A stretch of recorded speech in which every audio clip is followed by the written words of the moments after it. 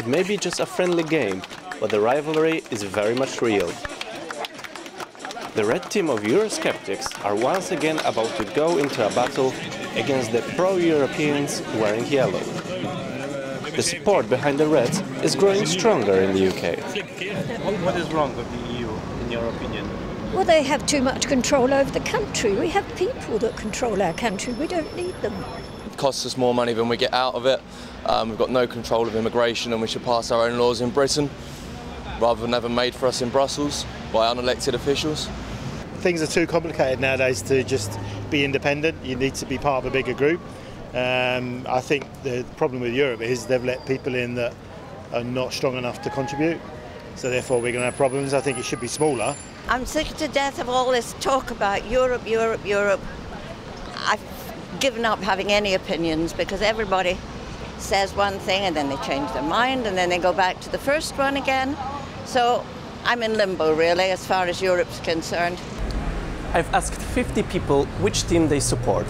19 chose the red team of Eurosceptics, while 21 chose the yellow team of pro-Europeans. But it's just a small group in a cosmopolitan London. How does it look like on a national level? As a recent YouGov poll shows, if there was a straight in or out referendum now, almost half of voters would vote out. Just over 30% would want Britain to remain in the EU. But why is the United Kingdom so Eurosceptic? Why is the red team now having a clear advantage over the yellow team? The relationship between the UK and the EU has always been difficult. It dates back way before 1973, when Britain joined the then European Economic Community. There is this myth that, after all, we won the war, and therefore we must be the best country in the world, and these foreigners occasionally need our help, but we're not really like them.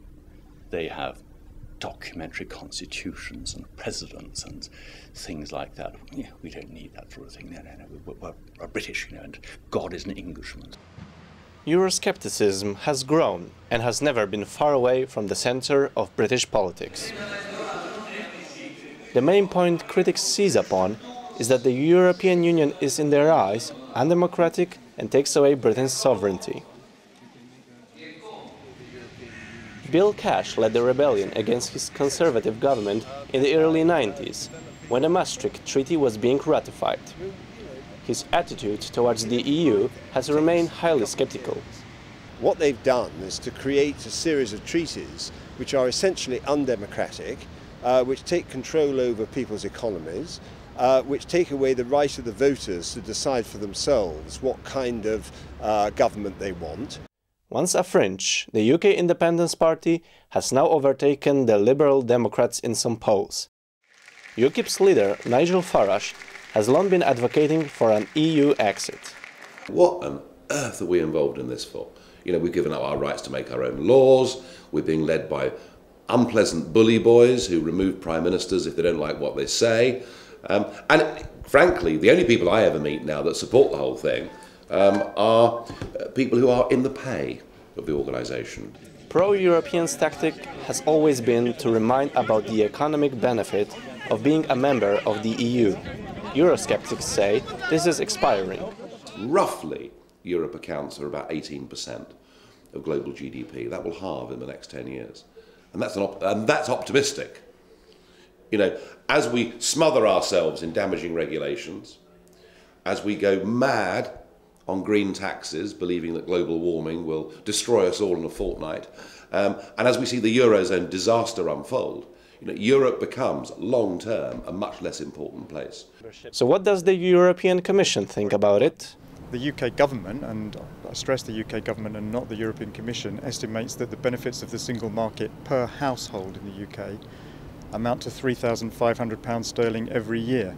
So that outweighs, for example, the UK's net budget contribution by around 15 times.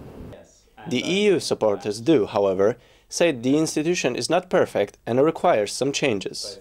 The executive should be elected. That's a fundamental tenet of democracy in my view, and so the European Commission, the President of the European Commission, should be elected either directly or by indirectly through the European Parliament. The European Commission argues that the EU supporters in the UK are not vocal enough and that the criticism is much more noticeable.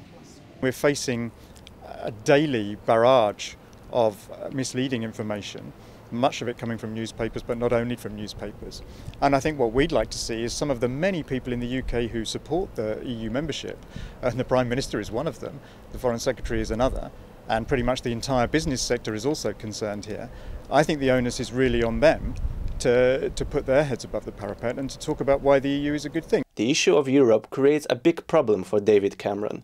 The Prime Minister doesn't want to leave the EU, but he must also reckon with his conservative backbenchers. There are those who argue for an in-out referendum now.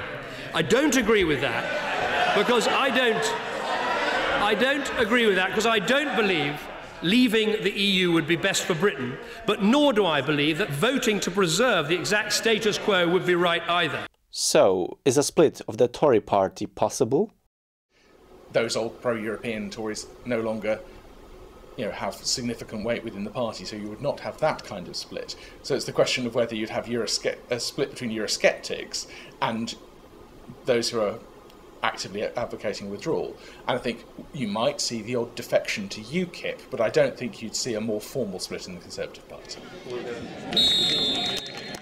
This game may be finished, but the debate between the red and yellow supporters will continue. While the European issue gets kicked around the political pitch in the UK, what about our European spectators? Do they care about our national sport? The European debate.